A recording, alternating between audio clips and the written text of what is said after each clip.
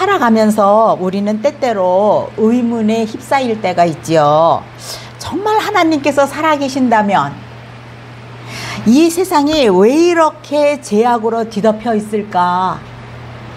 악인들이 저렇게 문제를 일으키고 죄를 지으면서도 잘 살고 있는데 착하게 사는 사람들은 오히려 일이 잘 풀리지 않고 또 어려움 가운데 있는 것을 보면서 이렇게 불공평한 일이 많은 세상을 우리가 어떻게 이해할까 그런 생각을 해봅니다.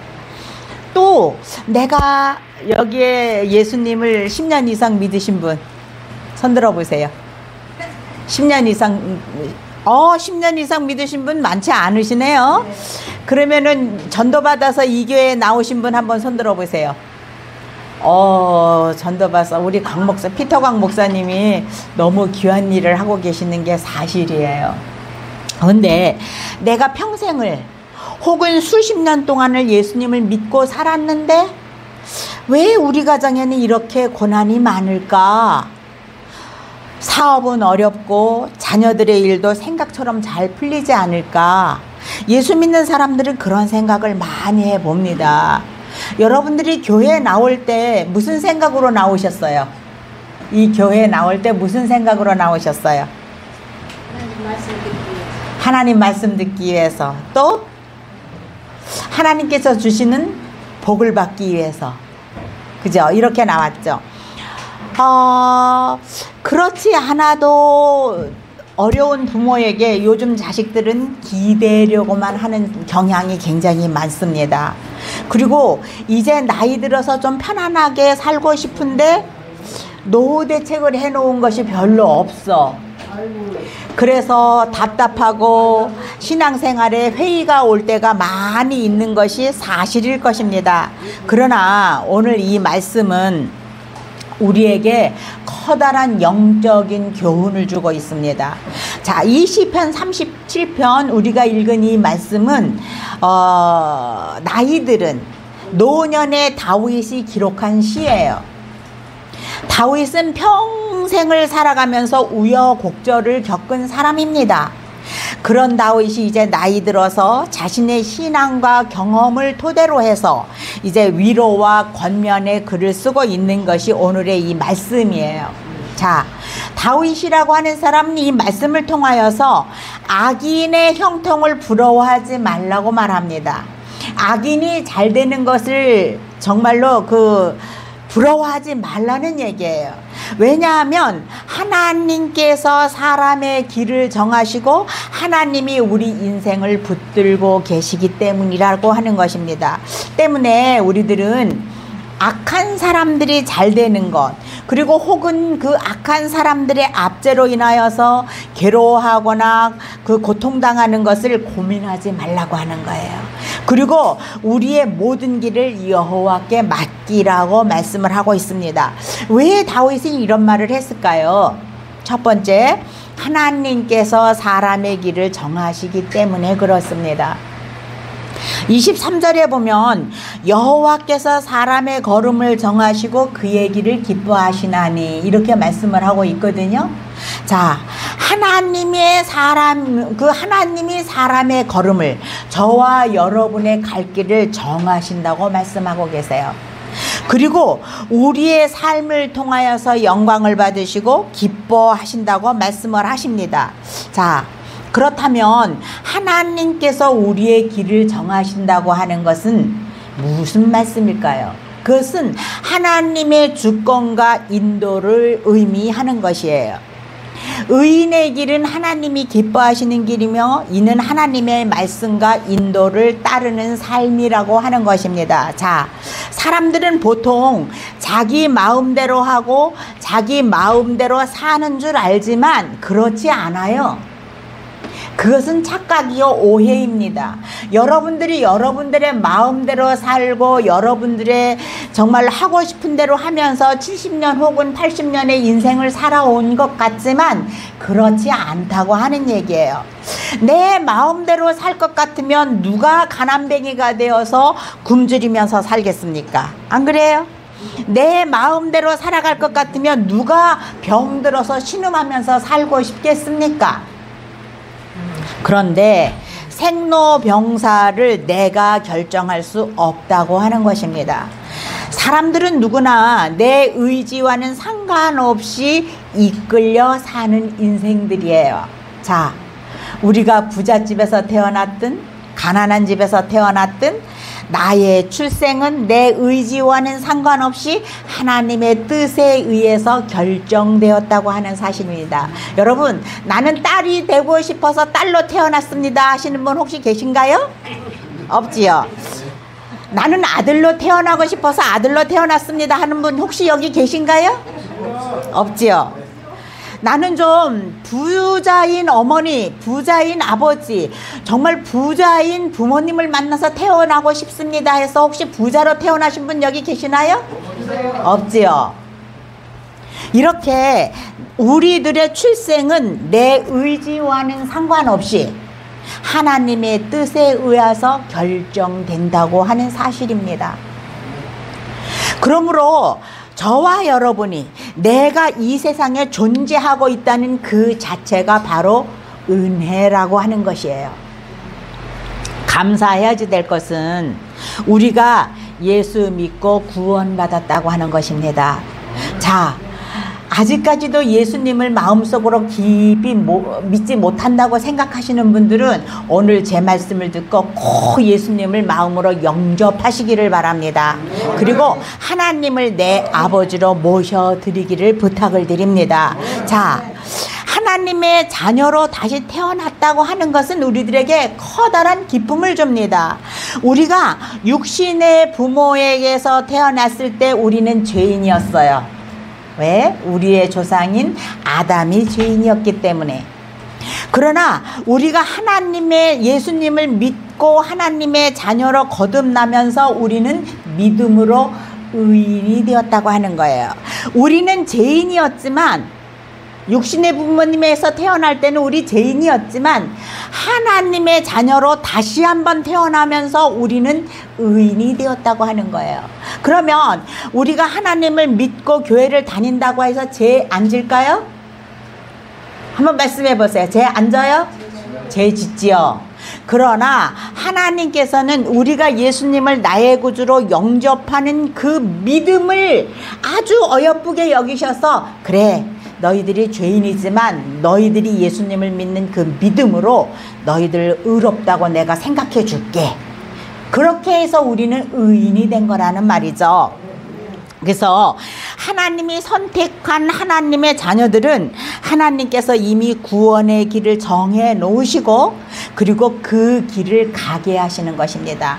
하나님께서 여러분들을 뭐하러 이 나이 많은 이 시기에 이 셀라 선교회로 여러분들을 부르셨겠어요? 하나님께서 여러분들을 선택하셨기 때문이에요. 여러분들을 구원하기 위해서 이 길로 이 교회로 이끌어 주신 줄로 믿습니다. 자, 여호와께서 사람의 걸음을 정하셨다고 말씀을 하고 있습니다. 잠언서 16장 9절에 보면 사람이 마음으로 자기의 길을 계획할지라도 그 걸음을 인도하는 자는 여호와시니라고 말씀을 하고 계세요. 우리가 우리의 인생을 계획한다고 할지라도 우리의 걸음을 인도하시는 이는 누구시라? 하나님이시라고 하는 거예요.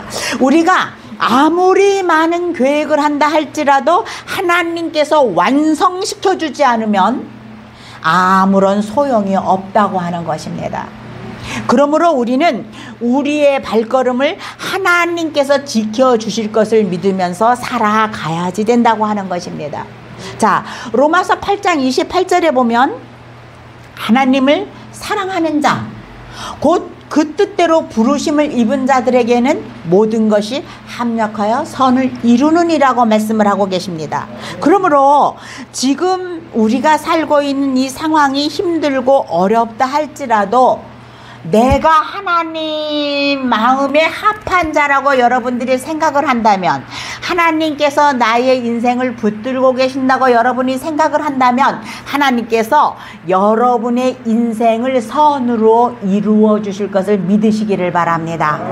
자, 때문에 우리는 우리의 인생을 향한 하나님의 섭리하심을 확신하는 믿음을 가져야지 될 거예요. 이런 확신을 가지고 살아간다면 우리는 삶의 굴곡을 당할 때마다, 어려움이 올 때마다 당황하지 않고 하나님 앞에 온전히 내 인생을 맡기는 그런 평안을 유지할 수 있다고 하는 것입니다. 자, 그러면 하나님께서 사람의 길을 정하실 뿐만 아니라 하나님께서 우리를 붙들어 주신다고 말씀을 하고 있습니다. 24절에 보면 저는 넘어지나 아주 엎드러지지 아니함은 여호와께서 손으로 붙드심이라. 여호와께서 어떻게 하신다고요? 여호와께서 손으로 붙들어 주신다고 말씀을 하시는 겁니다. 자, 우리가 신앙생활을 잘하고 기도를 많이 한다고 해서 시련이 찾아오지 않을까요? 찾아오지요. 어려움은 언제나 우리에게 찾아옵니다. 우리가 신앙생활을 잘하고 기도생활을 많이 한다고 할지라도 인생에는 시련이 찾아오게 되어 있어요. 고난이 닥치게 되어 있어요. 예기치 않은 사건, 사고가 생기기도 합니다. 나도 모르게 어느 날 자동차 사고를 당할 수도 있고요. 또 몹쓸 병에 걸릴 수도 있어요. 그렇잖아요. 때로는 넘어지고 때로는 실패하기도 합니다. 그러나 아주 엎드러지지는 않는다고 하는 거예요. 그렇다면 성도들이 이 세상을 살아가는데 왜 고달픔이 있을까요? 하나님께서 우리들을 선택하셔서 우리의 믿음을 보시고 우리를 하나님의 자녀로 삼아 주셨지만 성도의 가는 길을, 그 하나님의 자녀들이 가는 길을 쉽고 편하게만 가도록 계획하지 않았다고 하는 거예요. 믿음으로 가도록 계획을 하셨다고 하는 거예요. 그래서 좁은 길이라고 하는 것입니다. 그래서 좁은 문이라고 하는 거예요. 이미 준비된 고난이 있다는 것을 우리가 알아야지 된다고 하는 거예요. 여러분, 그렇잖아요. 우리가 자식을 낳고 지금 키우고 있는데 자식이 어렸을 때 그저 오냐 하고 자식이 잘못된 길로 가고 있는데도 불구하고 그것을 계속해서 그냥 들어주었다면 그 자식이 커서 과연 효도하는 자식이 될까요? 안 그렇습니다. 지 마음대로 살지요. 하나님도 마찬가지예요. 하나님께서 우리들을 자녀로 삼아 주셨지만 때때로 우리들에게 고난을 주시기도 하고, 때때로 우리에게 실패를 주시기도 하고, 때때로 우리에게 병을 주시기도 하고, 때때로 우리들에게 사기를 당하게 하시기도 하고, 그러면서 우리를 하나님의 자녀로 연단시키시는 거예요. 옳은 길로 가게 하신다고 하는 것입니다. 그래서 우리는 늘 내가 당하고 있는 모든 고난과 어려움을 기쁨으로 그것을 지나가야 되는 거예요. 기쁨으로 이겨내야지 된다고 하는 것입니다. 불평하지 말아야지 된다고 하는 거예요. 하나님께서는 감당할 시험과 피할 수 있는 길을 주시기 때문에 그렇습니다. 인생에서 어려움과 시험은 피할 수 없지만은 하나님은 우리가 완전히 무너지지 않도록 붙들어 주신다고 하는 거예요. 성도는 이 확신 속에서 삶의 어려움을 극복할 수 있다고 하는 것입니다. 잠언서 24장 16절에 보면 어떤 말이 있는지 아세요? 의인은 7번 넘어질지라도 다시 일어나려니와 악인은 재앙으로 인하여서 엎드러지느니라, 이렇게 말하고 있거든요. 자, 7번 넘어지고 다시 8번째 일어나는 걸 우리가 뭐라 그래요? 7.8기라고 얘기를 하잖아요. 7.8기 한다는 거예요. 우리가 때때로 넘어지고 때때로 엎어지지만 하나님께서 붙드시고 계시는 그 인생은 반드시 오뚜기와 같이, 여러분 오뚜기 아시지요? 아무리 집어던져도 다시 서는 것처럼 오뚜기와 같이 일어날 수 있다고 하는 거예요. 우리가 인생을 살아가면서 때로는 고통을 당하기도 하고 커다란 아픔을 겪기도 합니다. 배신을 당하기도 하고 절망의 구렁텅이에서 헤매기도 해요. 그러나 하나님의 손에 잡힌 자라면 오늘 말씀에 넘어지지만 아주 엎드러지지는 않는다, 이렇게 말씀을 하고 계시는 것을 볼 수가 있습니다. 여러분, 지금까지 인생을 살아오면서 꽃길만 걸으면서 살아오신 분 있으세요? 혹시 여기? 때로는 넘어지고 때로는 엎어지고 때로는 정말로 그 무릎이 까이고 뭐 이런 인생을 우리가 살아왔잖아요. 그런데 여러분 정말로 여기 교회 잘 오셨어요. 하나님께서 하나님의 손으로 여러분을 붙드시기만 한다면 그런 여러 가지 어려운 길들을 많이 걸어왔지만 아주 넘어지게 하시지 않는다는 거예요. 아주 엎어러지게 하시지 않는다는 거예요. 반드시 일어나게 해 주신다고 오늘 말씀에서 약속해 주고 계시는 것을 여러분들이 믿으시기를 바랍니다. 자, 여호와께서 손으로 붙드시기 때문에 우리는 인생길에서 실패하고 어려움을 겪고 눈물을 흘리는 일이 있다 할지라도 다시 일어나는 거예요. 여러분, 인생길에서 실패하고 어려움을 겪고 넘어져서 눈물 흘려보지 않고 성공한 사람이 어디에 있겠습니까? 그죠? 우리가 다윗을 보면, 다윗의 일생을 보면 그것을 알 수가 있어요. 다윗은 소년 시절에 이미 블레셋 사람 골리앗을 쓰러뜨린 큰 공로를 세웠습니다. 그러나 그는 장인이 된 자기 장인에게, 사울 왕에게 쫓겨다니는 신세로 살아야지만 됐어요. 뿐이겠습니까? 인생 말년에는 압살롬이라고 하는 아들이 아버지에게 칼을 겨누는 사태까지 있었습니다. 여러분 살다 보면 자식들이 여러분 배반할 때 많이 있잖아요. 그죠? 솔직히 한번 톡 까놓고. 그죠? 그리고 신하들의 배신도 있었습니다. 뿐이겠습니까? 때로는 자신의 부하의 아내인 밧세바를 탐하는 그런 죄를 짓는 죄인의 길을 가기도 했어요. 이렇게 그 다윗의 인생은 파란만장했습니다. 그러나 그가 말년에 오늘 본문과 같은 시를 쓸 수 있었다고 하는 것은 여러 가지 고난으로 인해서 넘어지고 또 넘어져도 주님이 일으켜 세우고 붙들어 주셨기 때문에 일어날 수 있었다고 말하고 있는 거예요. 믿는 자들도 때로는 넘어지고 때로는 실패합니다. 그러나 의인의 넘어짐은 그것으로 끝나는 것이 아니라 다시 일어서게 될 수 있다는 거예요. 어떻게? 하나님께서 붙들어 주시기 때문에. 네. 실패한 자들이 다시 일어설 수 있다고 하는 것은 저와 여러분의 우리의 의인한 능력 때문이 아니라 하나님이 붙드시기 때문에 그렇습니다. 우리가 하나님의 그 놀라우신 은혜의 손 안에 붙들리면 넘어져도 아주 엎드러지지는 않는다는 사실을 믿으시기를 바랍니다.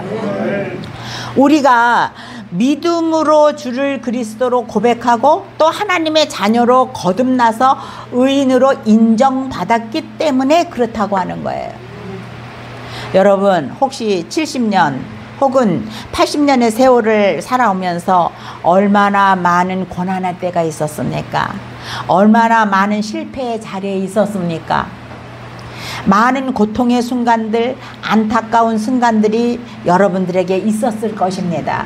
그러나 우리는 여전히 이렇게 살아있어요. 그죠? 우리가 살아있기 때문에, 우리가 걸음을 걸을 수 있기 때문에 우리가 이곳까지, 이 3층까지 계단을 걸어 올라온 거 아니겠어요?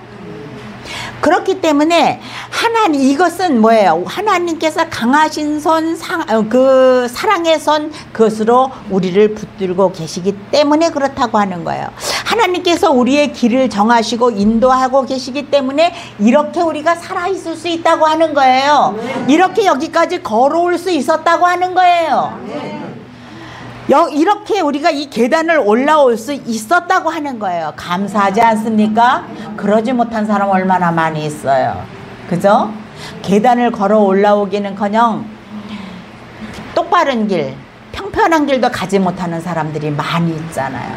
그러나 우리가 어려운 시간들을 살아왔지만 하나님께서 건강 주셔서 여기까지 이렇게 올 수 있었다고 하는 거, 이것이 하나님의 은혜고 이것이 하나님이 여러분을 붙들고 있다는 증거예요. 하나님께서는 우리의 인생을 이 세상에 있을 때만 붙드는 것이 아니라 천국에 갈 때까지, 하나님의 나라에 들어갈 때까지 하나님께서 우리들을 붙들어 주시고 계실 줄로 믿습니다. 그런 희망이 우리에게 있기 때문에 우리는 기쁘게 이 세상을 살아갈 수가 있는 거예요. 그런 희망이 있기 때문에 우리는 정말로 열심히 피곤한 가운데서도 열심히 신앙생활을 할 수 있다고 하는 것입니다. 자, 그렇다면 그 하나님께서는 우리의 사람의 길을 정하시고 우리를 붙들어 주시기만 할까요? 하나님께서는 우리들의 필요를 항상 신실하게 공급해 주신다고 하는 거예요. 여러분이 지금까지 먹고 입지 않았다면 어떻게 이곳에 올 수가 있었겠어요? 하나님께서 주셨기 때문이지요. 25절 26절에 보면 잘 들어보세요. 내가 어려서부터 늙기까지 의인이 버림을 당하거나 그의 자손이 걸식함을 보지 못하였도다. 그는 종일토록 은혜를 베풀고 꾸어주니 그의 자손이 복을 받는도다.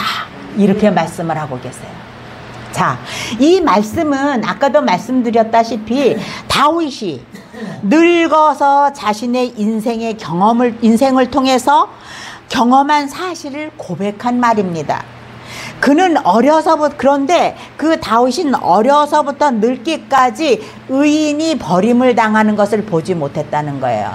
자, 그러면 저와 여러분이 의인이에요? 죄인이에요? 죄인이었어요. 그런데 지금은 의인이 되었어요. 어떻게 의인이 되었을까? 예수님을 나의 주로 영접한 그 믿음 때문에, 우리가 하나님의 자녀로 거듭났기 때문에 하나님께서는 저와 여러분을 의롭게 하시고 의인으로 만들어 주셨다고 하는 것입니다. 자, 그런데 하나님께서는 이 다윗은 오늘 말씀 뭐라고 얘기를 하는, 여러분 여기를 보세요. 뒤에 볼 필요가 없어요. 자, 하나님께서는, 그런데 이 말씀은 이렇게 얘기를 해요. 내가 어려서부터 늙기까지 의인이 버림을 당하는 일을 보지를 못했대요. 그러면 저와 여러분이 하나님을 믿음으로 인해서 의인이 되었단 말이에요. 그러면 하나님께서 우리를 버리실까 안 버리실까? 안 버리시죠. 끝까지 우리를 붙들고 가실 거예요. 아멘. 아멘. 그리고 또 한 가지는 그의 자손이 굶주리는 것을 보지 못하였다라고 말씀을 하고 계세요. 우리가 믿음 생활을 잘하면 하나님께서 우리를 버리지 않고 끝까지 붙들어 주실 뿐만 아니라 또 한 가지는 우리의 자손들이 굶주리지 않는다는 거예요. 우리의 자식들이 가난하게 살지 않는다고 약속을 하고 있는 거예요. 자, 이것은 하나님의 인도하심과 하나님의 그 보호하심을 강조하는 말씀입니다. 이 말씀에 보면 의인이라는 건 누구예요? 하나님의 은혜를 받은 사람이에요. 그렇기 때문에 그 은혜를 다른 사람에게도 베풀어야지 된다고 하는 거예요. 자, 아까 이 말씀을 읽으면서 우리 피터광 목사님 뭐라 그랬어요? 꾸지 않고 꾸어주는 생활을 하는 거다, 이 말씀을 하셨잖아요. 맞아요. 매일 꾸러 다니는 것이 아니라 꾸어주는 자가 된다고 하는 거예요. 우리가 의인이 되었을 때에. 그리고 다른 사람을 돕는 삶을 살게 된다고 하는 것입니다. 그리고 이러한 행동은 우리들의 자손에게도 긍정적인 영향을 끼친다고 하는 거예요. 그래서 의인의 삶은 단지 자신만을 위한 것이 아니라 이렇게 공동체, 우리 모두가 지금 공동체를 이루고 있잖아요. 우리의 공동체와 후손에게까지도 축복을 끼치게 된다고 하는 말씀입니다. 자, 여러분의 자손이 잘 되기를 원하시지요? 내 자손이 잘 되기를 나는 도저히 원하지 않습니다 하는 분 있으면 한번 용감하게 손 들어보세요. 있으세요? 내 자식이 못 살았으면 좋겠어요. 가난했으면 좋겠어요. 맨날 꿇어 다녔으면 좋겠어요. 이런 분 혹시 계세요?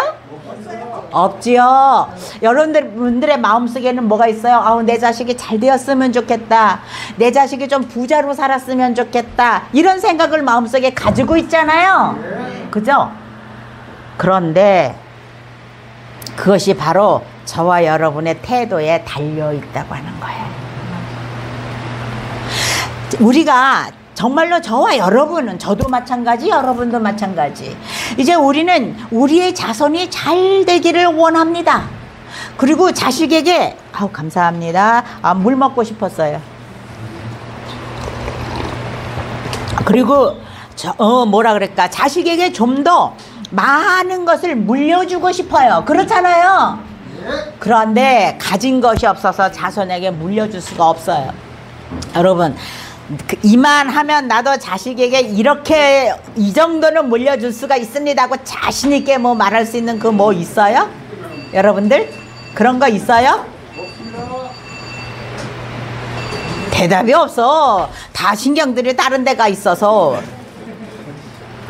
자, 오늘 이 말씀을 잘 들으시기를 바랍니다. 우리가 내 자손들이 좀 잘 되기를 원한다면 내가 물려줄 수 있을 것이 무엇일까 생각을 해 보시기 바랍니다. 먼저 우리가 예수를 잘 믿어야 돼요. 제일 먼저 우리가 할 일은 예수를 잘 믿는 거예요. 예수님을 나의 구주로 맞아들이는 거예요. 자, 그리고 적은 것이지만 서로 나누고 도와주는 삶을 살아야 된다고 하는 거예요. 여러분, 우리 피터광 목사님이 힘들게 농사하셔가지고 그거를 몸도 편찮으신 사모님께서 삶으셔서 여러분들에게 이거 한 가지씩 하나씩이라도 나누려고 이 옥수수를 가지고 오셨잖아요. 마찬가지로 여러분도 나눌 수 있는 삶을 살아야 돼요. 나는 나눌 것이 아무것도 없다고 생각하지 마세요. 여러분들이 한번 주위를 쓱 둘러보면 내일은 옆집에 사는 누구와 이것을 나누면 되겠네 하는 것이 틀림없이 있을 거예요. 그래서 적은 것이지만 서로 나누고 도와주는 삶을 살아야지 된다고 하는 것입니다. 우리가 이렇게 예수님을 잘 믿고 도와주는 삶을 살아갈 때에 여러분의 자손은 하나님께서 돌보아 주시겠다고 하는 거예요. 자, 의인의 삶과 행동은 그의 자손에까지 영향을 반드시 미치게 되어 있다고 하는 것입니다. 그렇기 때문에 의인이 하나님의 은혜를 베풀고 꾸어주면서 살아갈 때에 그의 자손들도 복을 받는다고 하는 거예요. 이건 제 말이 아니에요. 오늘 성경 말씀이 여러분에게 약속을 하고 있는 것입니다. 그렇다면 하나님의 말씀은 변함이 있을까요? 없을까요? 없어요. 하나님께서 한번 입으로 내신 말씀은 반드시 지키시는 하나님이시라고 하는 거예요. 때때로 우리가 어려움 당할 수 있고, 때때로 우리가 가난하게 살아갈 수가 있고, 때때로 우리들이 고난이 있을 수 있지만 하나님께서 우리들을 붙들어 주신다는 거예요. 언제까지? 우리가 천국에 들어갈 때까지.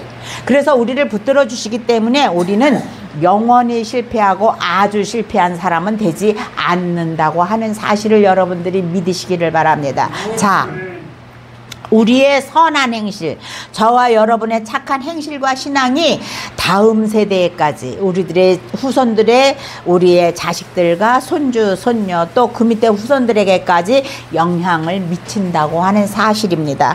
자, 많은 사람들이 자식을 걱정하고 염려하면서 살아갑니다. 나 자신을 위해서 기도하는 것보다는 내가 내 자식들을 위해서 기도하는 게 더 많잖아요. 그런데 자식들 위해서 그래서 때로는 돈을 좀 더 마련해 두어야 하는 것이 아닐까, 이런 생각을 해봅니다. 그것은 모든 부모님들에게 있어서 조금 더 이상한 일은 아니에요. 그래서 때때로 부모님들은 그것을 위해서, 돈을 위해서 믿음의 타협을 하기도 해요. 자식들에게 조금 더 많은 것을 물려주기 위해서 내가 믿음을 좀 저버려도 되지 않을까? 이런 생각을 가끔 한다는 얘기예요. 그러나 이렇게 잘못된 방법으로 자식을 사랑한다면 그 자식에게는 미래가 없다는 것을 여러분들이 알아야지 돼요. 자손이 복을 받게 하는 방법은 그 부모가 믿음으로 의인의 삶을 사는 것입니다. 다시 말하면 우리가 우리의 자녀들에게 재산은 상속하지 못해도 하나님을 믿는 믿음으로 의인의 삶을 살아간다면 우리의 자손은 풍성한 복을 받을 수가 있다고 하는 거예요. 자, 하나님이 그의 선행을 보시고 자녀들에게 갚아주시기 때문이에요. 그런데 악인들은 어떻습니까? 예수를 믿지 않는 사람들은 어떻습니까? 그저 한 푼이라도 더 물려주기 위해서 벌벌벌벌 떨면서 안 입고 안 먹고 이렇게 물려줘 보지만 어때요? 그런 자녀들이 대부분, 죄송합니다 이런 얘기해서, 부모님이 늙어서 초상이 날 때까지 재산 싸움을 하는 것을 종종 보게 돼요. 오늘 우리는 다윗의 간증을 통해서 하나님의 신실하신 공급과 보호를 확인할 수가 있습니다. 하나님은 의인을 절대로 버리지 않습니다. 자, 다시 한번 물을게요. 저와 여러분은 예수 믿죠? 예수 믿습니다. 그렇죠? 그렇다면 우리는 의인이에요? 죄인이에요? 의인입니다. 우리가 육신의 부모에게서 났을 때 죄인이었어요. 그런데 예수님을 믿고 하나님의 자녀로 거듭나면서 우리는 의인이 되었어요. 그래서 하나님께서는 의인을 버리지 않는다는 거예요. 죄인은 과감히 버리십니다. 하나님께서는. 우리가 끝까지 예수님을 믿지 않는다면 어쩔 수 없이는 우리는 지옥으로 들어갈 수밖에 없어요. 그런데 우리가 예수님을 믿는 믿음으로 인해서 우리는 의인이 되었고, 하나님께서는 우리가 믿음을 버리지 않는 한 하나님께서도 우리를 버리지 않는다고 하는 거예요. 그리고 우리들의 필요를 채워주신다고 하는 것입니다. 자, 때문에 하나님께서는 세상에서 악한 방법으로 승승장구하는 사람들을 부러워하지 말라고 말씀하시고 계시는 거예요. 각자의 걸음을 인도하시고 보호하시고 신실하게 공급하시는 분이라는 것을 여러분들이 잊지 마시기 바랍니다. 그리고 하나님께 붙들린 삶을 살게 되시기를 바랍니다. 자, 하나님의 약속은 틀림이 없어요. 변함이 없어요. 자, 자식에게 재산을 물려주는 것보다 중요한 것은 무엇을 물려주는 것이다?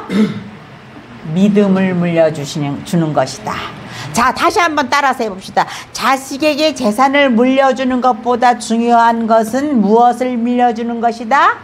믿음을 물려주시는 것이다. 여러분들 이거를 잊어버리시면 안 돼요. 이 믿음을 물려주기 위해서 우리는 믿어야 돼요. 우리가 믿음을 가져야 믿음을 물려줄 수가 있는 거예요. 아세요? 갖지도 않은 것을 물려줄 수는 없잖아요. 우리가 믿음을 가질 때에 우리는 믿음을 물려줄 수 있다고 하는 것입니다. 하나님께서는 믿음으로 의인된 사람들의 걸음을 정하여 주시고 그 길을 기뻐하십니다. 언제나 하나님의 보호와 도우심의 손길 아래 있게 하십니다. 어려서부터 늙기까지 신실하게 일용할 양식을 공급해 주신다는 사실을 믿으시기를 바랍니다. 자, 어떠한 경우에도 하나님께서는 우리를 버리지 않으세요. 우리가 하나님을 버리지 않는 한 하나님께서는 우리를 붙들어 주세요. 그리고 그 자손이 굶주리게 하지 않는다고 말씀을 합니다. 오늘 성경에 보니까 하나님께서는 의인을 버리지 아니하시고 그 자손이 걸식하는 것을 허용하지 않는다, 이렇게 말씀을 하시잖아요. 이 약속을 여러분들이 믿으시기를 바랍니다. 믿으시지요? 여러분들이 먼저 할 일은 예수님을 믿는 일이에요. 여러분들의 마음속에 진심으로 예수님을 나의 구주로 영접하시기를 바랍니다. 그러면 그 믿음으로 인해서 하나님 앞에 우리가 의인이 될 수가 있어요. 그러면 하나님께서는 의인의 길을 정하시고 붙들어 주시고 그 필요한 것을 공급해 주시고 뿐만 아니라 그 자손들까지도 부유하게 만들어 주시겠다고 약속을 하고 있는 것입니다. 그렇다면 저와 여러분들이 자손들에게 물려줄 게 무엇이 있겠어요? 우리가 믿음 물려줘야지 돼요. 우리가 믿음 물려줄 때에 우리의 자손들을 하나님께서는 온전하게 책임져 준다고 하는 사실을 여러분들이 믿으시기를 바랍니다. 자, 이 약속을 믿고 이렇게 의인의 길을 걸어가면서 내 자식들에게 부디 신앙의 재산을 물려줄 수 있는 여러분들이 되시기를 예수님의 이름으로 축원합니다. 기도합시다. 하나님 아버지, 은혜를 감사함을 드립니다. 하나님께서 당신의 사랑하는 사람들을 이곳에 보내셔서 오늘도 말씀으로 깨닫게 하시고 은혜 받게 하시니 감사함을 드립니다. 하나님, 우리가 교회는 나오지만 아직까지도 예수님을 나의 구주로 모시지 못했습니다 라고 생각하는 그 사람들의 마음속에 이 시간 찾아가 주셔서 아버지 하나님, 여기 있는 당신의 사랑하는 사람들이 아버지 예수를 나의 구주로 받아들일 수 있도록 도와주시고 내가 꾸고 베풀고 도와주는 삶을 살겠다고 결단하는 시간이 되게 하여 주시고 내 자식들이 위해서 기도하는 부모가 되었다라고 정말 결심하는 이 시간이 될 수 있도록 우리 하나님께서 인도하여 주시옵시기를 간절히 간구하옵고나합니다. 아버지, 우리가 믿음으로 정말로 하나님의 자녀가 되면 하나님께서는 우리를 절대로 어느 경우에도 버리지 않는다고 하는 사실을 믿습니다. 하나님 아버지께서 우리를 붙들어 주실 줄로 믿습니다. 하나님, 우리의 자손들에게까지 우리 하나님께서 믿음의 부요함과 물질의 부요함을 허락해 주실 줄로 믿습니다. 아버지, 우리가 이제 몇십 년을 살아서 얼마 안 있으면 하나님 나라에 가게 될 수밖에 없는 우리가 우리 자식들을 위해서 할 수 있는 일이 무엇이 있을까요? 그 자식들을 위해서 기도하면서 그 자식들이 믿음의 그 길을 갈 수 있도록 인도하는 것밖에는 없습니다. 하나님, 우리들에게 믿음 주시옵소서.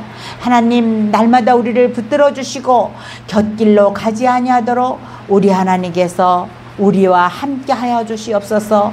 당신의 사랑하는 종들을 기억하시고 특별히 이 귀한 사역을 하시는 우리 피터광 목사님 오른장 중에 붙들어 주셔서 아버지 하나님 이 일을 잘 감당할 수 있는 조건과 환경과 상황을 허락하여 주시옵소서. 감사를 드리옵고 예수님의 이름으로 기도드리옵나이다. 아멘.